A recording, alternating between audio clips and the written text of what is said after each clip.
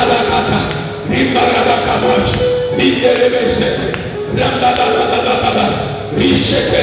Hebu nyosha mkono mbele za Bwana, sema Bwana Yesu, nachukua damu yako, naipaka damu yako kwenye mwili wangu, naipaka damu yako kwenye nyumba yangu. Niko ulifu siku wa leo juu ya mapepo ya kuangamiza, juu ya mapigo yote. Bwana Yesu, naichukua damu yako kwa imani, naipaka kwenye mwili wangu ili nilinde mwaka mzima, giza lote, hatari yoyote iliyo mbele yangu ikapata kushindwa kama vile Misri ilivyoshindwa kwa jina la Yesu, kwa jina la Yesu, kwa jina la Yesu, kwa jina la Yesu, kwa jina la Yesu, kwa jina la Yesu, kwa jina la Yesu. Pokea damu, pokea damu. Damu ya Yesu inifunika usiku wa leo, damu ya Yesu inifunika usiku wa leo, juu ya wachawi wote, juu ya giza, juu ya uharibifu. Damu ya Yesu, damu ya Yesu inisafishe, damu ya Yesu na iniponye, damu ya Yesu inilinde. Bwana Yesu, maisha yangu yako mikononi mwa kwako. Bwana Yesu, naomba sasa ushindi. Sasa nilikata tamaa, lakini sasa Baba nainuka kwa upya baada ya kukuona wewe umefufuka.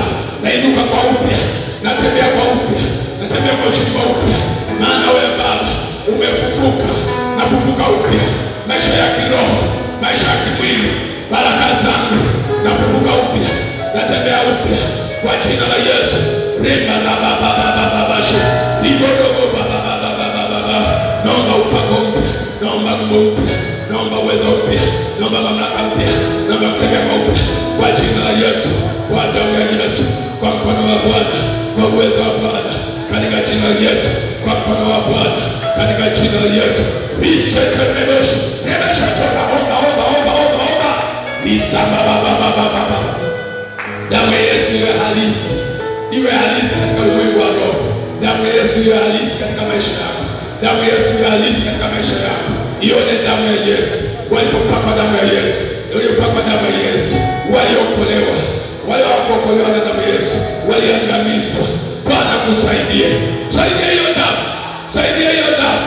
Kwa jina la Yesu. Kwa damu ya Yesu. Rinsa tarabakas. Urabakatoramush. Rindarabakabokoramush. Funika macho yako wakati huu. Risa tarabakabokorobosoparobiramanda. Losi terebekebokorobosoparobish. Rababababababababakoro. Nikuombe kwa Bwana, Mungu iachilie nguvu ndani yako. Mungu iachilie nguvu ndani yako. Ikuokoe katika mapito unayopita. Ikutoe. Iliwatoa wana wa Israeli. Wana wa Israeli kwa taifa la Mungu, lakini walikuwa kwenye utumwa, walikuwa kwenye mateso. Watoto wa Mungu walifanya vibarua, walibeba matofali ya moto, walibeba matofali ya moto, walipigwa mijeledi. Inawezekana mtoto wa Mungu, lakini unateswa, teswa na umaskini, teswa na magonjwa, teswa na mapepo, teswa na laana, bado unateswa japo mtoto wa Mungu na wakati mgumu. Lakini leo Yesu, yeye tena Mungu anatoa tena, anajitoa kuja kwako, kuja kukuchomoa na kuomba kwa Bwana kwenye kifungo chochote, kwenye mateso yoyote, na kuomba kwa Bwana akutoe kwenye teso unalopitia, kwenye teso unalopitia, kwenye kifungo unachopitia, kwenye dharau unayopitia, kwenye maonevu unayopitia, kwa jina la Yesu, kwa jina la Yesu. Nguvu ya Bwana ishuke kuangamiza miungu yote, kuangamiza upinzani wote, kuangamiza silaha zote za adui zinazokushambulia, na yule Farao ambaye anasimama badala ya shetani akuachie kwa mkono wa Mungu. Kuponye katika jina la Yesu. Kuponye katika jina la Yesu. Akutoe kupitia Pasaka hii. Tatizo liondoke kupitia Pasaka hii. Tatizo lao liliondoka kupitia Pasaka iliyomwagwa kwa mwana kondoo. Yesu, damu yake imemwagwa kwa ajili yako, kukutoa kwenye shida ulionayo, shida ulionayo, shida ulionayo, tabu ulionayo. Siku ya leo naiondoa hiyo, naiondoa hiyo shida, naiondoa hiyo tabu kwa jina la Yesu.